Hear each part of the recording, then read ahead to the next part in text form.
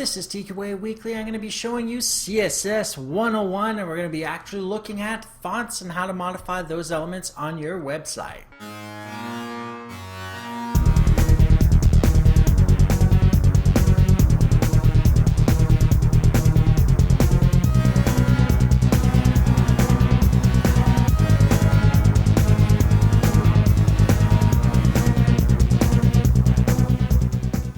This is TQA Weekly. I'm the host, Steve Smith, aka Z-Axis, and we're going to be analyzing CSS. And first, we need to look at what it actually needs.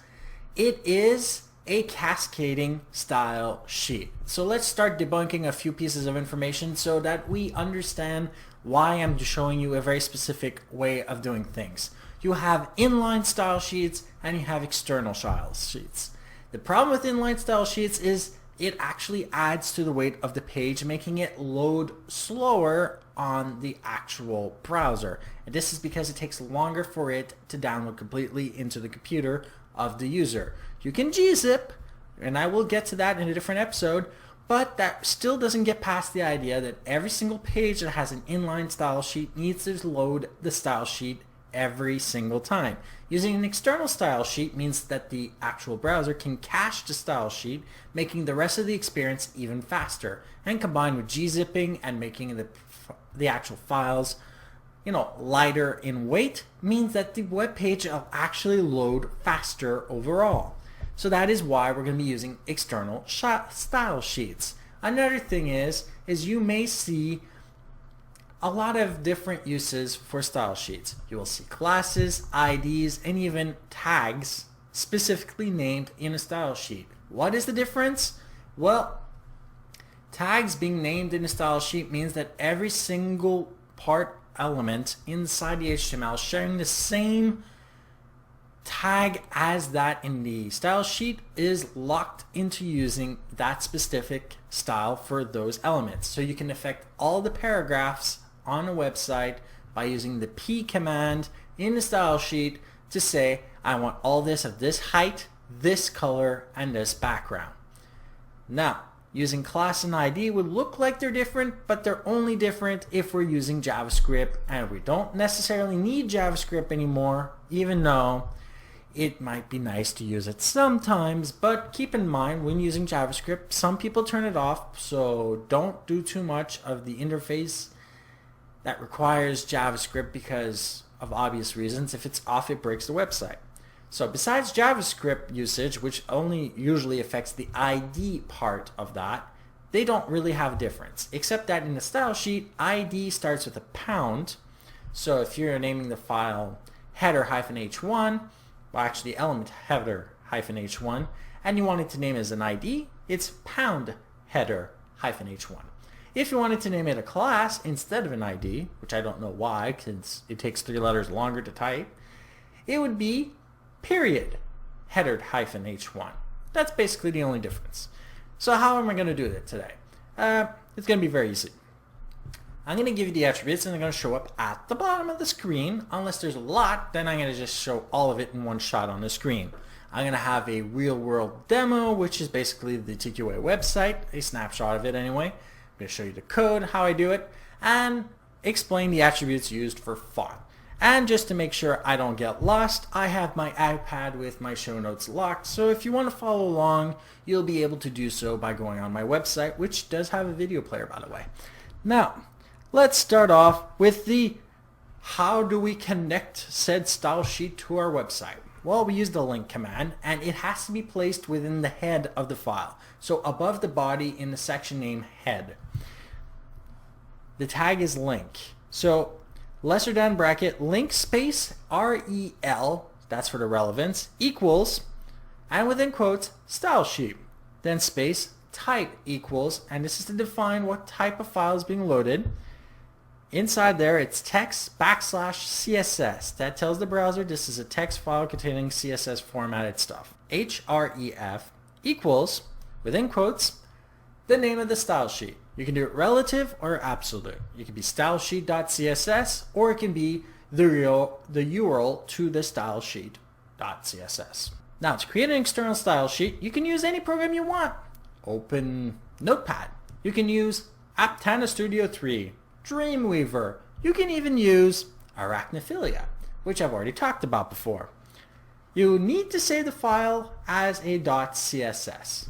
You may prefer to use stylesheet.css since that is literally a dead giveaway and that'll actually help anybody trying to find it actually find it. But you can name it Red Dragon, Red Phoenix, Blue Thunder, anything you want, as long as it finishes with .css. Now if you want to be really more specific, you can name it Summer.css, Spring.css, Autumn CSS, Winter CSS, if you want to add seasons, and I may get to that detail in the future, but you can name it anything you want, .css. Now that we've gotten that across, how do we compose these commands within CSS? Is there any very specific thing like in HTML where you need a header and a title and a body or anything? Nope. Not at all. Actually, for the most part, it's very simple. Again, classes start with a dot. So, as an example, which I'm going to put on the screen, dot header hyphen h1 space squiggly bracket open, I don't know what it's called, then the attribute name colon value semicolon, that is what you use to close it. Then you can drop to another line or you continue on the same line. Just make sure that you put the semicolon in between each of the attributes and values. If you wanted to use the ID instead, you replace the dot with a pound. If you want to use the name of the tag, in this case it would be h1, you would just type in h1, nothing added. And you would, again, within the squiggly brackets, add the attribute colon value semicolon, either hit enter or just continue on the same line. It actually is not important. How do you incorporate these into tags on a web page? That's not anywhere near as hard. If you just want to get the style sheet in a hurry and you don't want to modify the text, you do a tag lock. All the paragraphs look like this, all the headers look like this. So you just type in h1 body, paragraph, and all that inside the style sheet, and that's it. It modifies the whole thing as long as you have the link reference for the style sheet. If you want to specifically name each of the elements so that you can modify each of them independently, to make a ID, which is with the pound in the style sheet, it's ID equals, within any of the style sheet tags, by the way, ID equals, and within the quotes, the name of the element used in the style sheet. If it's a class, it's class equals, within the quotes, the name of the class element used within the style sheet, and that will modify what it currently looks like. Here's a hint. If you're importing something into your web page with a different style sheet and something is overwriting, it is attribute name colon value space exclamation point important semicolon, and that actually overrides the style so that yours takes precedence over the other one. And that works with anything in CSS, by the way. That is just a, trick that you might want to look for on the internet eventually. Take you a while, and I just gave it to you.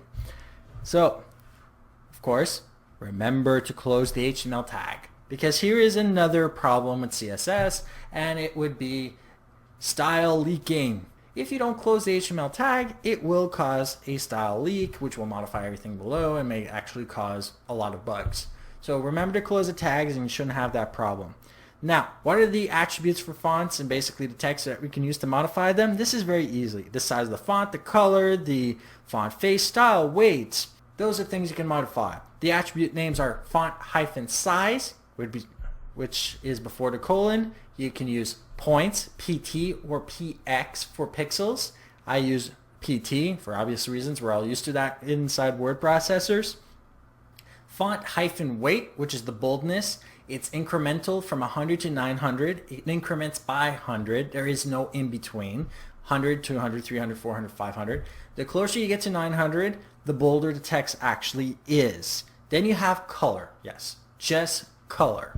Okay, that you add in color, colon, the name of the color you want to use, semicolon to close. Got font hyphen family, which is sans serif, serif. You can even, in quotation marks, type the name of the font you want to use. Serif fonts are like Times New Roman. Sans serif fonts, which are good and actually better for headers, are like Arial. In my case, I use Electrolyze, which you can get from the Google font library. And then you got background hyphen color.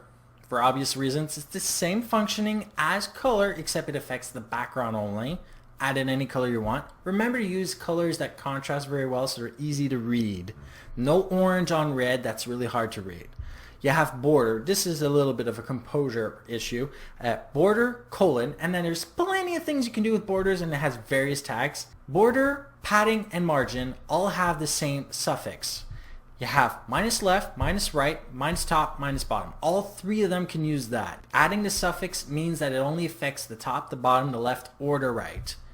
So in this case, border, colon, 1px, 1 pixel, space, black, space, solid, semicolon, means you will have a four-sided box within, but basically with a border that is black and solid. If you add dashed, it will be a dashed border. Now, if you wrote border minus bottom, colon, 1px space, white, space, solid, it will give you a single line underneath the element in question. If it's a picture, it's a line underneath the picture. If it's text, it's an underline underneath the text.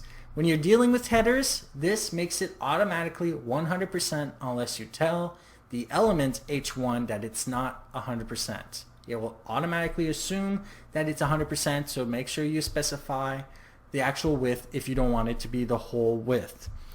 Margins and padding. Those things I got to in my tables episode, but I'll get to it again. Margins are the space between elements. So if you're close to the edge of the page and you're trying to push the content in, you affect the element by telling it has a greater margin. Now, if you want the margins to stay the same, but you want to push the content within the element, use padding. Padding is the space between the content and the inner edge of the cell.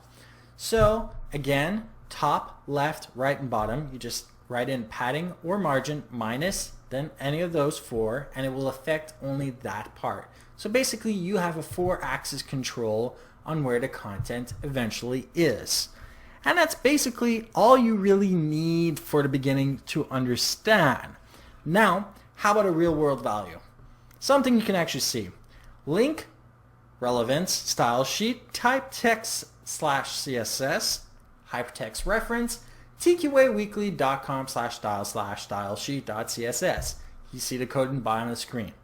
Now on the screen I'm posting the H1 element command that I use in my style sheet, which is font size 12 points, white font, font family Electrolyze sans serif, with a small caps variant or font variant and a bottom border of 1px white solid.